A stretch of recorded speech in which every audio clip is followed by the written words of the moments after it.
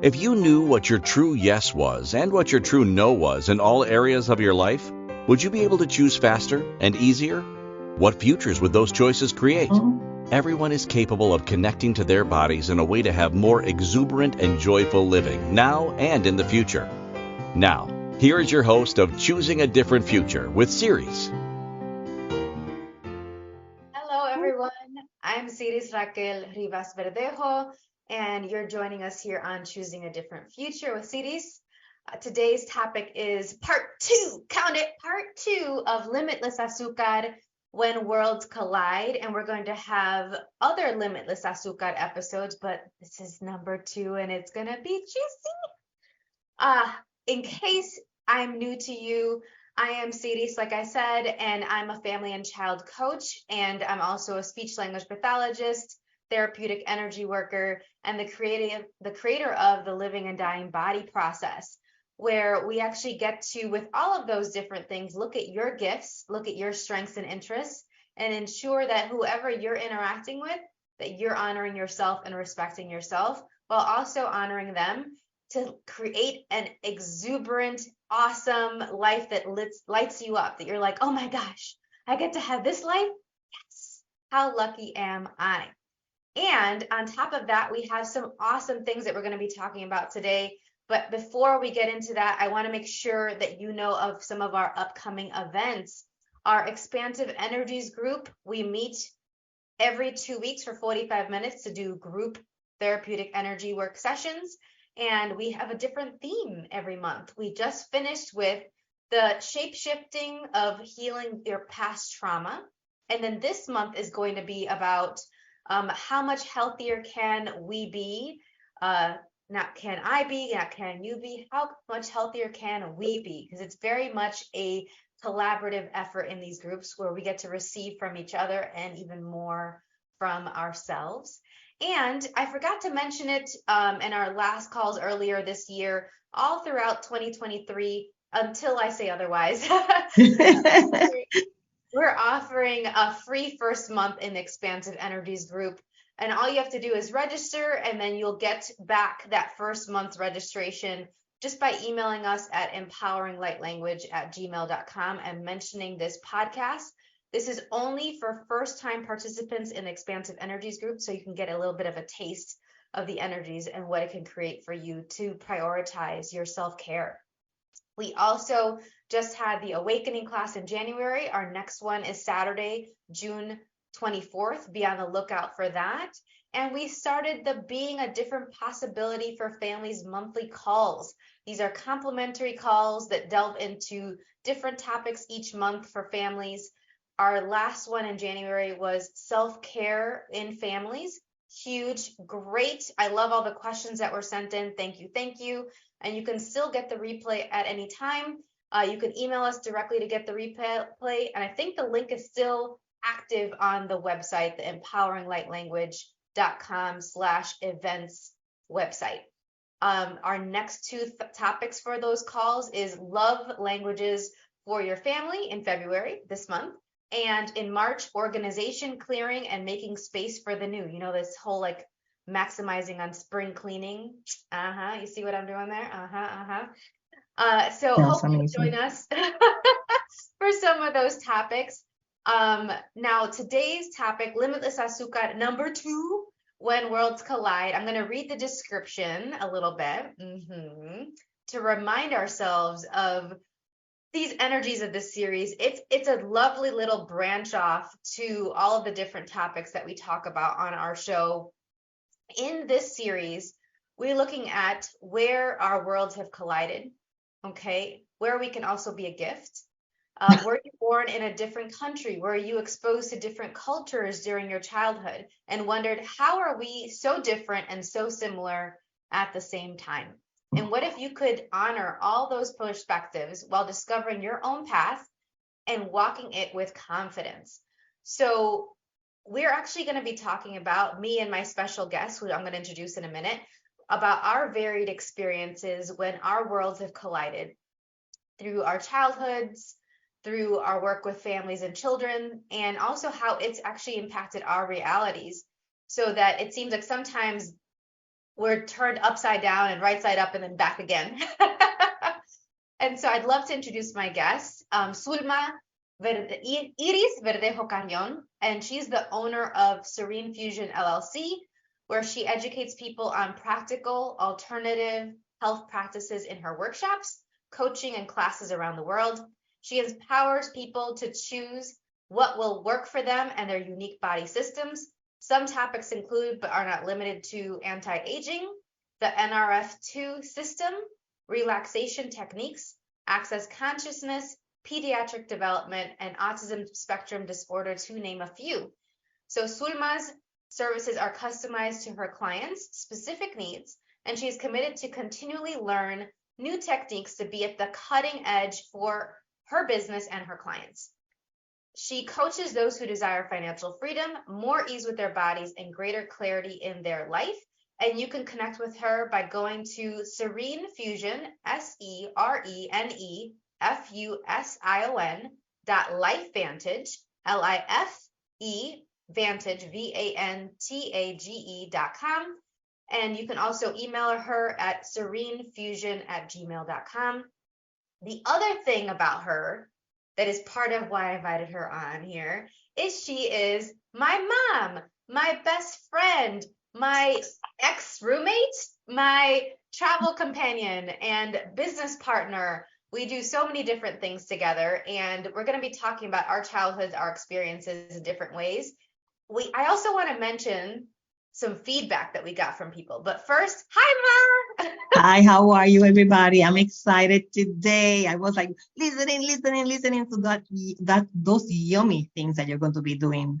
I can't wait. Oh, yeah. And you've been a big role and a big part of me even being exposed to these things, of me choosing this path that I'm on. But I want to share with you some of the feedback that we got from our last part 1 of the Limitless Azucar. Tell me all. All right. So as for everyone that's listening, as we delve into our childhoods and our experiences educating children and families, keep in mind your childhood, your interactions with people, how your worlds have maybe collided and come apart and reformed into something else. Okay. And we're going to be talking about ways in which we have created beyond what was expected and projected of us so that we can make our life as sweet as possible at any given moment. And that's what Limitless Azucar is all about. Just a reminder, it's about how much sweeter can we have this, right? And so we're going to reference that every once in a while. Grab your tea, grab your coffee. In our description, we talked about some of the cafecitos and things like that. Hi, Abuela, where you're here with us energetically. Abuelo. Yes, Abuelo, all of that. So some feedback, Ma. Some people messaged, bookmark the last one. You can find any of the Limitless Azucar episodes by searching Limitless Azucar under the Choosing a Different Future show. Some people said, I've known you for years and years, and I learned so many new things about y'all that I didn't know before. So I thought that was pretty cool. It's like, and here's the thing, you've known me my whole life, and you're still learning new things about me. There's not a week that passes that we don't talk, and I'm still learning from you and with you all the time. So I get that, and I think that that's really, really cool. So thank you for that message. Somebody else messaged saying, hey, what's with the Spanglish? I miss you guys chatting in both English and Spanish. It's really fun. It helps me practice my Spanish, and how do y'all do that? Some people get annoyed by that too. Yeah. Y eso es el problema de ellos. If they are annoyed, eso es para ellos. Right? That's whatever. Turn the page. Yes. Pues podemos mezclar un poco de español hoy. We're going to mix in a couple of Spanish phrases. Exactly. Just for you, listener, thank you for the message. And I don't know if you want me to mention this, but let me know. One of your ex-husbands was listening on our last episode. Surprise! I heard. And so he was surprised that we mentioned him and we gave him a shout out. So hi, wherever you are, if you're listening in again. That's part of being willing to be vulnerable and open and not have any of these things that we're hide about ourselves, we're rolling the dice. There are definitely some people that may listen to some of the things that we say, and they have in the past, and be upset. But he actually was really cool about it. It was just like, I think he said something like, "Oh, I was blushing," right?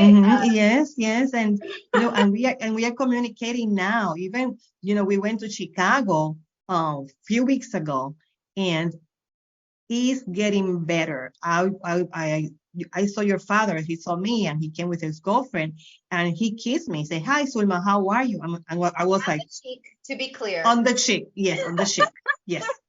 We don't need to start any trouble with his girlfriend. Like, No, and I was like, he kissed me. And I received it. I was, I didn't have a charge of like, what the hell are you doing? It was like, okay. And then when he left, he came back and he said, so he feels comfortable now. We feel comfortable together. I saw him dancing. There was some charge when he was dancing there, with her. do you But want to it talk was, about that? Like, yes, I can talk about that. Yes, let's bring it on. yeah, let's do it. Let's go for Yeah. it. Full disclosure. So when we were married and we were dating, we were dancing all the time. We would go to weddings, parties, dancing, and I love dancing. This is one of my thing. And we got married. We said not even with kids. We got married, and there was a wedding. Oh no, you go by yourself. That he will say that, and parties, christenings, and I was by myself. And in Puerto Rico, I'm married. Married men will not ask me to dance, and then the drunk people. I remember people, guys that were drunk asking me to dance, and I got so upset that what, I'm married, my husband dances, and I'm here exposed to this, and I'm not having fun. People were, there were couples and couples. So I saw him dancing, and I was like, "You are dancing." When we were married, you were. Where did that go? So, Yeah. uh-huh. And then, okay, you can bring it up again for this other person, but where was that when I wanted it? Exactly. Yeah, I could So see that how. was like kind of crispy there. But then I saw you dancing out there with me, Yes. with my brother, with some other men, some very handsome men asked you out to dance. So I think you worked it out. Exactly. It got fixed. Well, the other thing, that reminds me of something that we mentioned a little bit in our last chat was how when you are getting married, it's different worlds colliding. You're bringing two worlds, you're bringing two different cultures together, you're bringing two families together, and how those work together can be a bit uncomfortable, intense, dramatic, sometimes even problematic. And it's interesting that in this example that you were just mentioning, it seemed like, okay, they came together, and then what came together wasn't exactly what you wanted or desired almost immediately after you got married. It's like, wait a minute, but is this what I signed up for? And what happened? What happened? What changed? Because we had a ball, and he's a good dancer. Yeah, he is. He's from the Dominican Republic. He's the merengue. That. So all of a sudden, what happened? So yeah. Well, and I can speculate a little bit on what it is now. I mean, you can chime in, but I remember fast forward many years, you're in your third marriage, I think it was, and you went to a church. Correct me if I'm mistaken. You went to a church, like a Christian church, with your third husband, Robert, and you came back, and there was the pastor you told me all about, and I still think about this to this day. Maybe you remember what I'm talking about, where the pastor talked about the 3 things that men need and the 3 things that women need. And one of the things that is a consideration for women that he highlighted was the deal is never done. Do you remember that?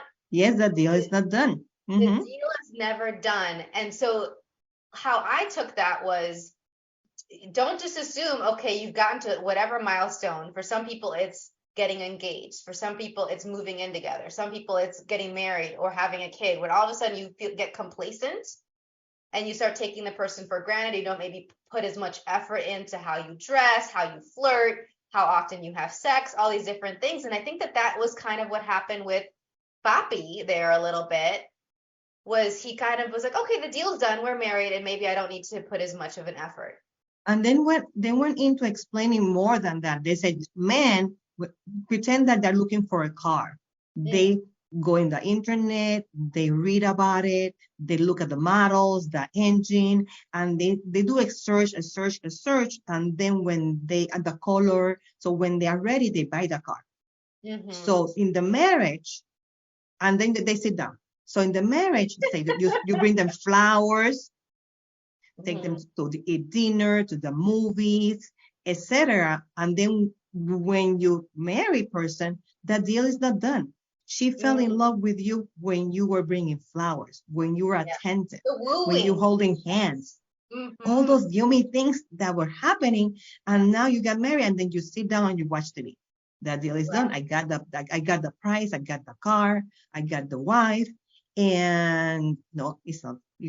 I think that's what happened. Thank you for reminding me about that. I literally, I think about it all the time. Like we can talk about it more, but it's time for our first break of the show. And when we return, we will continue to discuss some of the other ahas that we've gotten over the course of our relationships when worlds collided, and some examples of our work with children and families as well with this.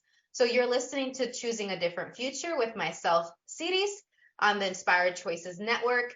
When we return, we will continue to discuss Limitless Azucar, number 2, When Worlds Collide, with Zulma Verdejo Carrion. We'll be right back. Most people haven't been taught how to listen and partner with their bodies in order to create lives that include clarity, pleasure, ease, and connection. Tuning in to Choosing a Different Future with Siris, you'll receive tools, inspiration, and resources on how to use your awareness of bodies and energy to your advantage. Siris is a family and child coach and therapeutic energy worker who will guide you to get clear and acknowledge what's brilliant, magical, and a gift about you.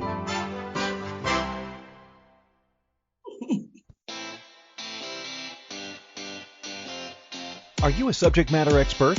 Are you here to share your expertise with an audience waiting to hear from you in only the way you can deliver? Are you ready to have your voice amplified across the airwaves? Inspired Choices Network has a global radio platform streaming to millions of people across the world. Professionally produced and supported by an accomplished team every step of the way, you can broadcast from anywhere in the world, knowing your voice matters, and we ensure it is delivered with ease and efficiency. Eager to hear your message, the world awaits. Contact us today to become an Inspired Choices Network radio host. Email becomeahost@inspiredchoicesnetwork.com.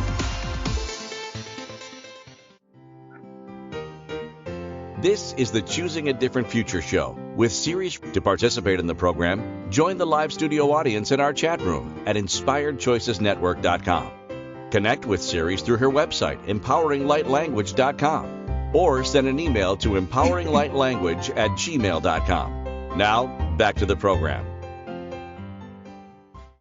Welcome back, everyone. I am Siris Raquel Rivas Verdejo on Choosing a Different Future with Siris.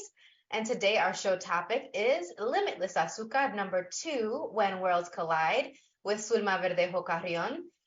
Make sure to connect with us on all of our platforms. We are on any podcast and smart TV platform, and you can connect with us through the ICN, the Inspired Choices Network app, on any smart TV or device. And make sure to subscribe as well. We love making sure that you don't miss any of this wonderful content and all these amazing guests that we have on the show. Our show is brought to you by True Science Activated Liquid Collagen. Liquid collagen is a different, better collagen supplement. Get real results that you can see and feel. And to get $10 off of your first order and get access to verified before and after photos, email us at empoweringlightlanguage@gmail.com with the subject line Liquid Collagen. Otherwise, you can explore the links that are connected with this episode so that you can purchase your own activated liquid collagen to activate your health. Now, before we went on break, we were talking about some of the ahas from your marriage to my dad, and also some of the feedback from our guests. I love that. Yes, there was a lot about the deal is never done that I've definitely encountered, and it's interesting because that also brings up the last marriage, your last marriage that we didn't really get to talk about in the last episode. Do you want to go there? Are we going there today? Is that a yes? Yes, I feel better now because when you were asked me the first time, it was like I went into the judgment and the thinking of all the things that I've done, and I've been married 3 times, and people know about it, and the shame and the no shame, and well, yes, the third marriage. What do you want to know about it? Let's go there. Let's own it, because here's the other thing too, is that I remember perceiving that in you, and for me being like, oh, that was a lot of lessons, a lot of information for you and for me, for definitely my siblings too. And I just want to acknowledge, in case I've never have before, like how much I've learned from seeing you choose differently, get out of your comfort zone, like constantly the not giving up on the idea of love, even with all of the experiences you've had. You are probably the most romantic person I know, the most positive person I know, and you didn't let any of your relationships, be it from with family or romantic relationships, dim that light within you. And I think that that's just really, really commendable. So thank you. You know what? I was thinking about how being married 3 times and being that you're saying have affected my kids, have affected you. How have that, and you're telling me now, I said, you know what, how, I didn't see it as much as a positive, but as a, wow, what, is Siri not married because of me? Is Siri and me are not married because of what that choices I can't even say it, that I have made. And in my family, I'm the only one that has been divorced 3 times. Yes, many people have relationships, and I got married. To tell you the truth, it was as a Catholic good woman, you don't have sex, unless you're married. yeah. So thank you for that. So has this affect you in any way, your vision of marriage? Oh, for sure. And I think that the question, I love that you asked, okay, is Siris not married because of me? I think you should reframe it. And this is how I've reframed it for myself. So this is really interesting because I don't think I've ever told you this, but is Siris not divorced because of me? That's a very different question, right? Like, gracias. Like, completamente diferente. Right. And, estoy tan agradecida. I'm super happy about that. I'm really grateful for that because, like, I could just be as easily been married and divorced. And I learned, and I've been choosier. And I was looking at sometimes a little bit earlier in my dating life, maybe a little too willing to work too long because I saw all the effort that marriage takes, and I did not have any illusions about that. And I also was like, well, if relationships take work, let's see how much work. And sometimes I just went a little above and beyond. But I actually think that me not being divorced, I'm going to give you credit for that. And that's a great thing. And also, like, yes, it's not better if you're married or not, especially if you're married and you're miserable in marriage. Not about that, not choosing that, not having that. So I know that if I ever do get married, and I'd like to, I'm open to it, it's with eyes wide open, with no illusions about who I'm with and what we can create together, and the communication being there and all these different things. And I think us being so communicative and you being so vulnerable about what worked and what didn't work in your relationships and what you learned from each of them has really empowered all of us, but I'll at least speak about me, to ask those questions of ourselves and of our potential partners, and then recheck.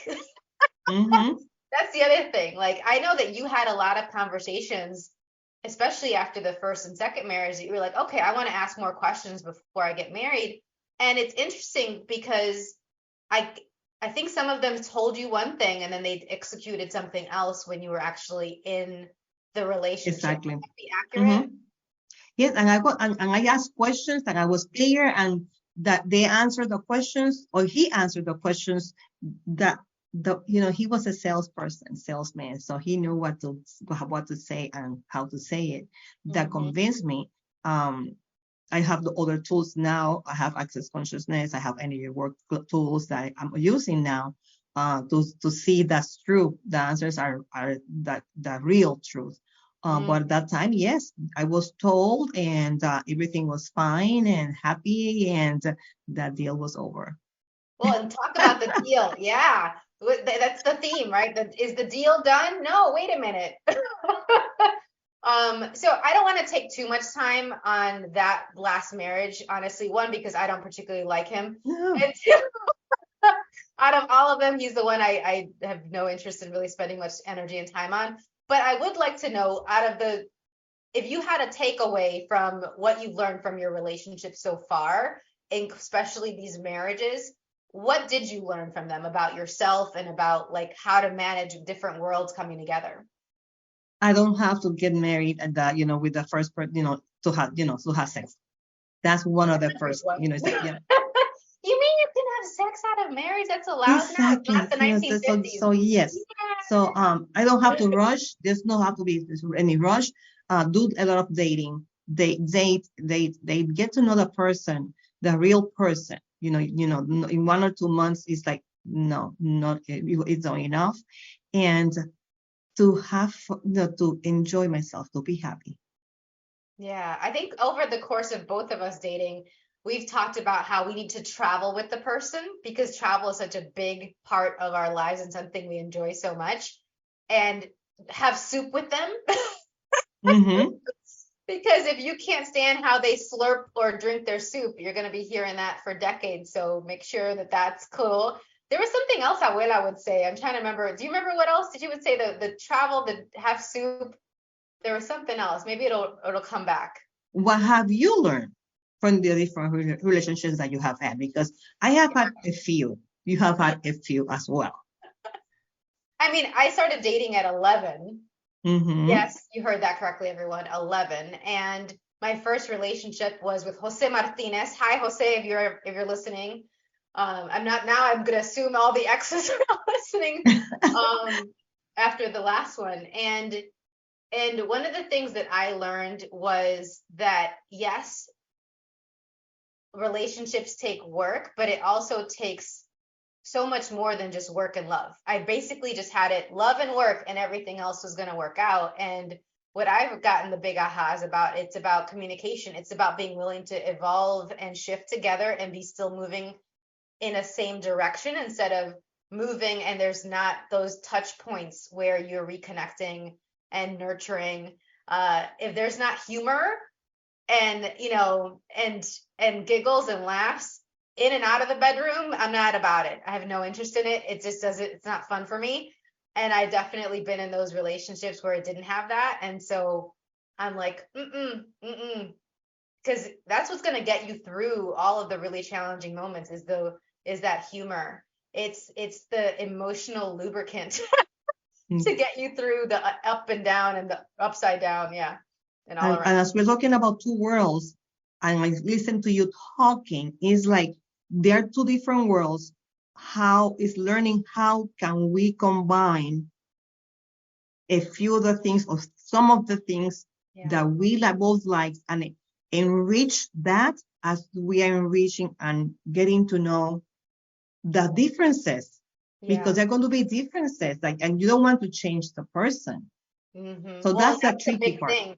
The not changing the person. I was never someone that wanted to change my partner. And so when I would talk to my friends and they would say stuff like that, I was like, I'm sorry, what's going on here? I definitely had this idea of that I was dating for potential for a really long time instead of what was really possible and what was really there. So if I was dating somebody right now and I would say, and I catch myself saying, oh, well, when they do this later, or when they get better with this, I was like, no, this is, if I'm not okay with who they are right now, and that being that person for the next couple of years into the couple decades, then I shouldn't be considering marriage with them. I shouldn't be considering a long-term relationship with them. Maybe I'm not ready for that yet, or they're not ready for me yet. But the idea of changing someone was like, I had to look at that because I was looking at potential, and that still assumes that they might change, Exactly. even if I wasn't trying to change them yet. And that's that. And how many relationships have you been in which they are expecting you to change? So many. You've had that as well. You've had Exactly. that as well. Where and you raised a very independent, very forthright, honest woman.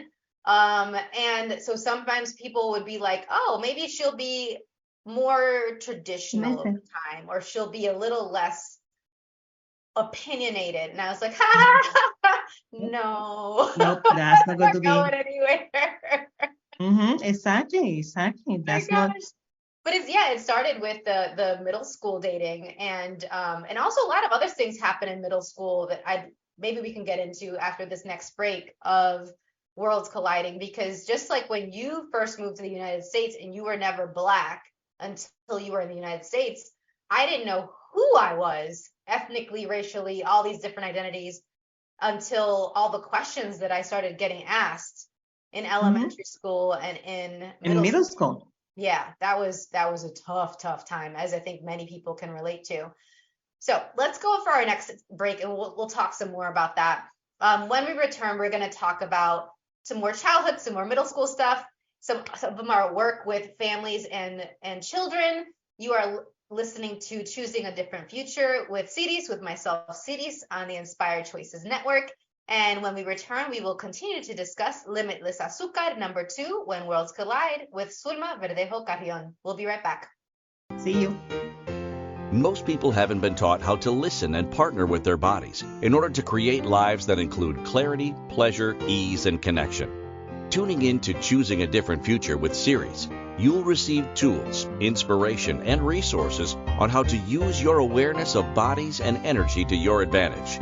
Siris is a family and child coach and therapeutic energy worker who will guide you to get clear and acknowledge what's brilliant, magical, and a gift about you.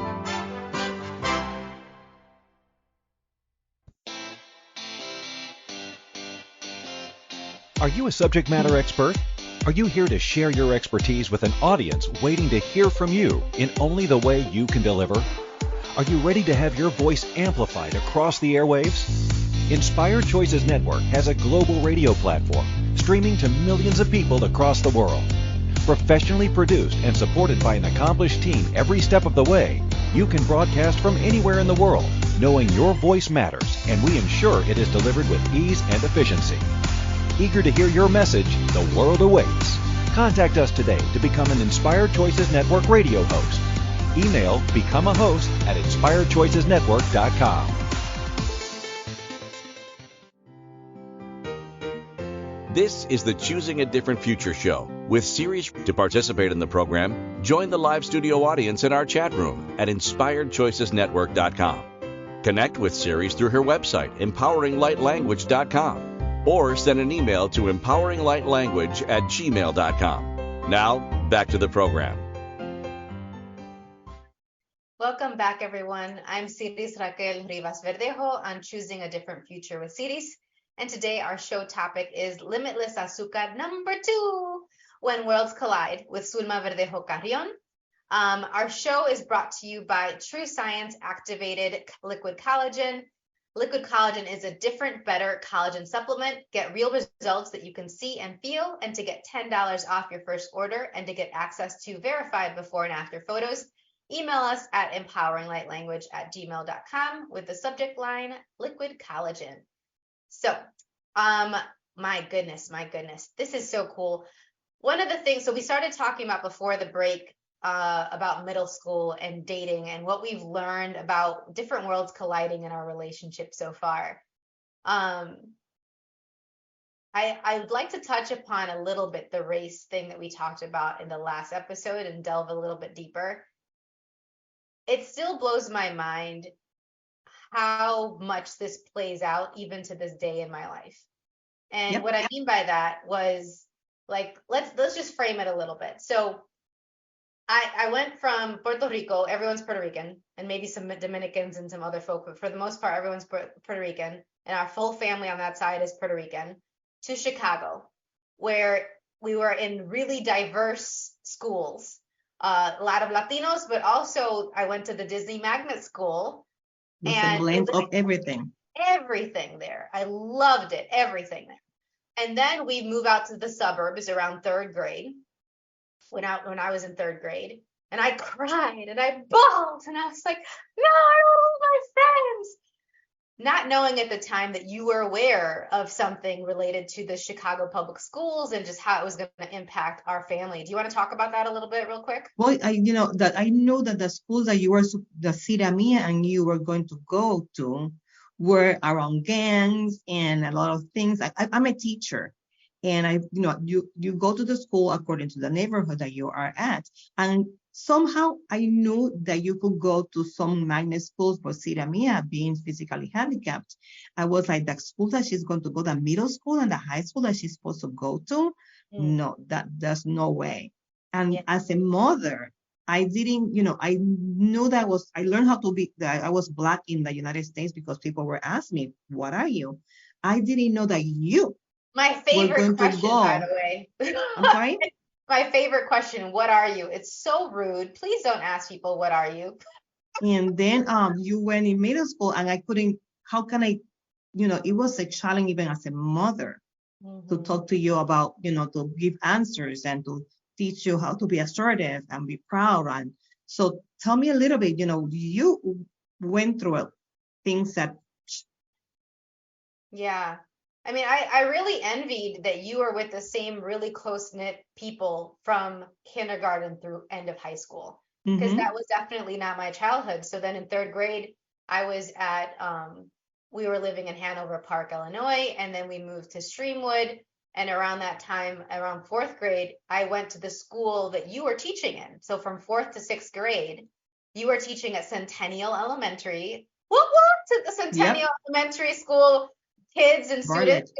You're still in touch with a lot of your students from then, and they were my same age, so it was really cool. And I wasn't in the bilingual classroom that you were a bilingual educator. I wasn't in the bilingual classroom. I was the only girl of color in my classroom, and then there was 2 Black boys, I think, in sixth grade. But before that sixth grade class, I was like the only person of color in my class, and that was a big abrupt change. Not only because I was the only person of color, but also it's a very affluent Exactly. school. Yes, I remember. I remember we went to sleepover or something, or I went to someone's house, and I raved about how they had a button for their toilet.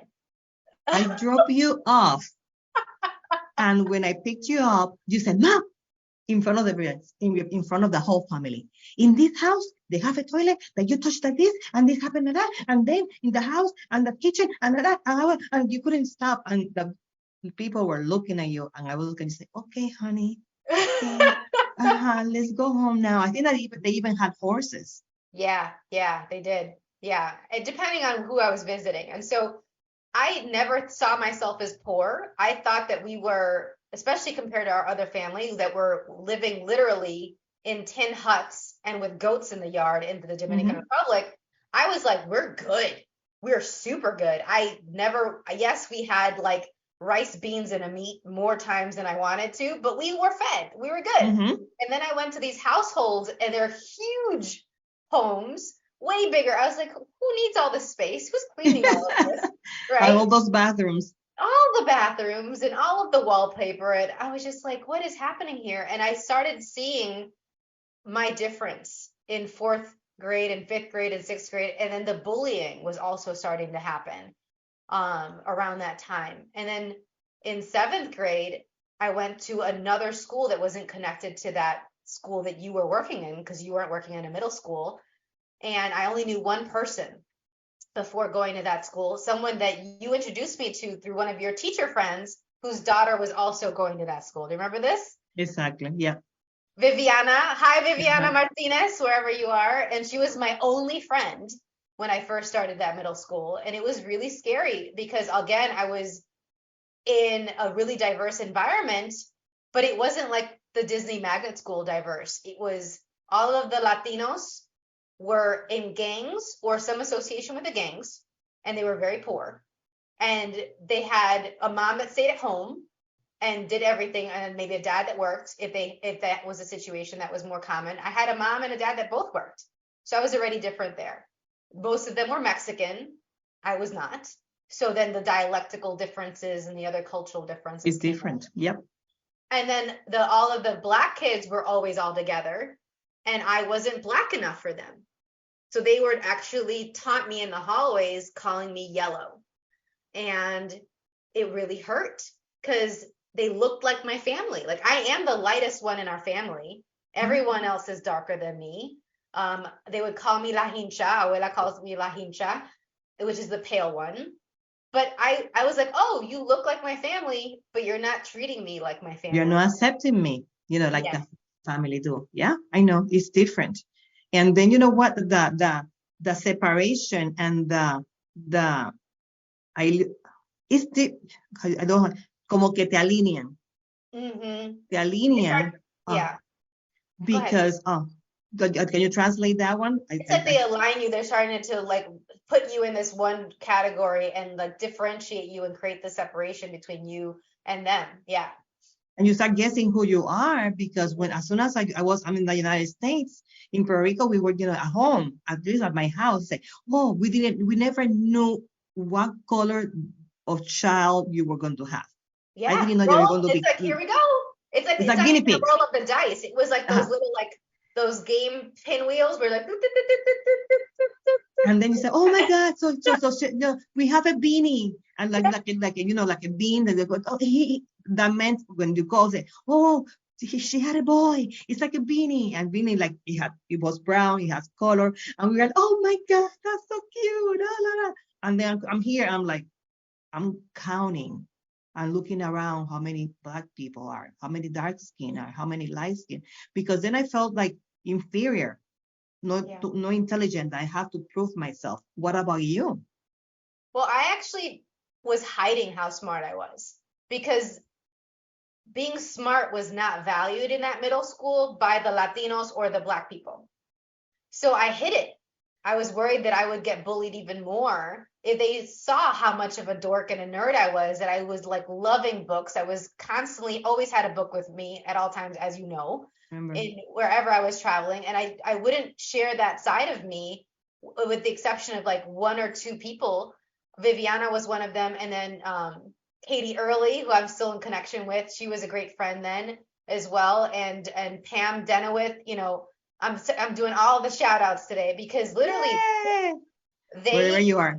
Yeah, right. They saved my life because I could actually truly be the complexity that I was with them. I could listen to both alternative rock music because I was such a skater girl, and a lot of my really good friends and people I was having crushes on were skater guys.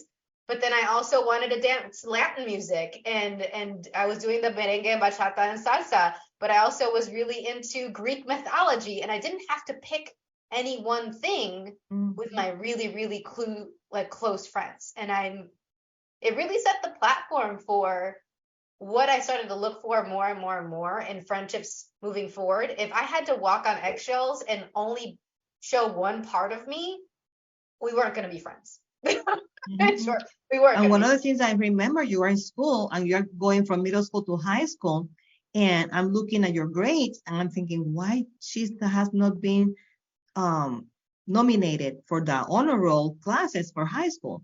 And when I told you, you cried. You didn't want to go to the honor classes because you didn't want to lose your friends. You knew that your friends were not going to be able to go, or some of them were not going to go to the honor classes. And I said, okay, so I made a phone call and I did it. And then somehow you realize it. I remember you were in the bathroom crying. I was pissed. I was mad hurt. And then, you talked to the teachers, and you said, "Oh, Mom, I talked to my teacher, and she said that she forgot about it. She was overwhelmed with this and this and this, and that she's going to call and she's going to, send the recommendations." And I was like, I already called the counselor and I talked to that counselor. But then it was a mix. I did it, but then you also realize it. Yeah, there was a lot of conflictual messages and realities in my world at that time because I wanted as many teenagers and pre-adolescents want. I wanted my friends, I wanted to be accepted, I wanted to be included. I didn't want to be so different. And yet I knew I was. There was no getting around it. And so I finally started taking the steps to embrace it with a lot of nudging and support on your part, with a lot of nudging and support from my teachers as well. My history teacher at the time, she was just a phenomenal woman. And she was like, you got this, you can do it. And there's so many teachers, both the ones that I was related to, like you and Papi, but also the ones that I met along the path that also nurtured that in me and my willingness to stand out and be willing to be like, you know what, this is who I am, either take it or leave it. And really started leaning into that more and more. It still was years before I fully, truly embraced it, but that was the beginning for sure. Gosh, it's time for God, it's going by so fast. It's time for our next break already. When we return, we're going to continue to discuss everything and that we can fit in when it comes to When Worlds Collide still. You are listening to Choosing a Different Future with Siris, with myself, Siris, on the Inspired Choices Network. And we'll continue to discuss Limitless Azucar number 2, When Worlds Collide, with Zulma Verdejo Carrion. We'll be right back. Most people haven't been taught how to listen and partner with their bodies in order to create lives that include clarity, pleasure, ease, and connection. Tuning in to Choosing a Different Future with Siris, you'll receive tools, inspiration, and resources on how to use your awareness of bodies and energy to your advantage. Siris is a family and child coach and therapeutic energy worker who will guide you to get clear and acknowledge what's brilliant, magical, and a gift about you.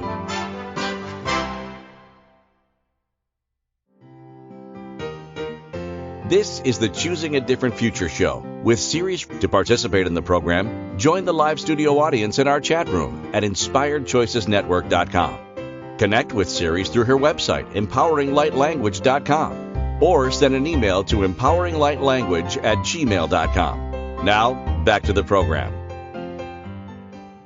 Welcome back, everyone. I'm Siris Raquel Rivas Verdejo on Choosing a Different Future with Siris. And today our show topic is Limitless Azucar number 2. So make sure to listen to the first one and all the other ones. And this topic is When Worlds Collide with my special guest, Zulma Verdejo Carrion, my mom, my business partner, my travel companion, and more. She is beyond definition. Really.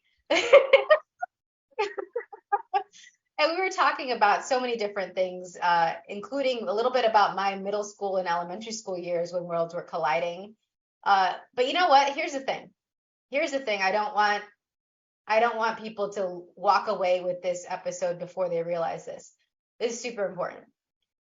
All of those experiences of bullying, all of those experiences of asking questions about myself and who I am, set that rhythm and that self-care practice in place. I still am asking myself, who are you today? Instead of assuming that it is any particular identity, any particular label. What's going to work for you today? What's bringing you joy today? What's not? What do we need to get rid of? What do we need to add? These were the conversations that came from all of these experiences of worlds colliding over and over and over again, instead of it being a bad thing and it being traumatic and an upheaval. It became so often and frequent. It built up this muscle of resilience. That's exactly the word I was going to say. Yeah, that one. Yeah, resiliency. Yeah, resilience. Yeah, I think that's one of the biggest gifts that you can give your kids, is to expose them to a lot of different worlds, a lot of different perspectives, a lot of different people. And you did that. And so then when I was looking at what to do for a career, you were actually the one that was like, have you considered speech language pathology? I know this woman that does it in my school, and it has psychology, and it has language, that. Education. I didn't remember that. But you know what? You were the one that planted the seed. You see how you don't give yourself credit for stuff, Ma? I mean, like, if you were here in the same room, I would go slap you. Another thing that I wanted to add besides that you're doing right now is like I have a group in Facebook. It's on resilient and unapologetic. Ooh, yes. And that comes from, there are so many things that I can, that I did that I might have not liked, but if I shouldn't apologize for that. I didn't know any better. that's all I knew, and that the best I could do. And if I change that, who am I going to be today? I'm going to be that person that I am today, that traveler, the person that likes to have fun. So that's why I created that group, and it started with my mom. So that she was complaining, I should have, I could have, I should have, I could have. And I looked at her and I said, hey, you accomplished this, you accomplished that, and your kids are grown and they're independent, they're not working. So all these things, and you're the first person in your family, the women, and I think the only one of our sisters who learned how to drive until she was in her 90s. And I said, if you change that, if you change the past, you wouldn't be the strong woman that you are right now. Mm-hmm. And the only one that I own a home, her sister didn't own a home, so she had she was a homeowner. So resilient and unapologetic.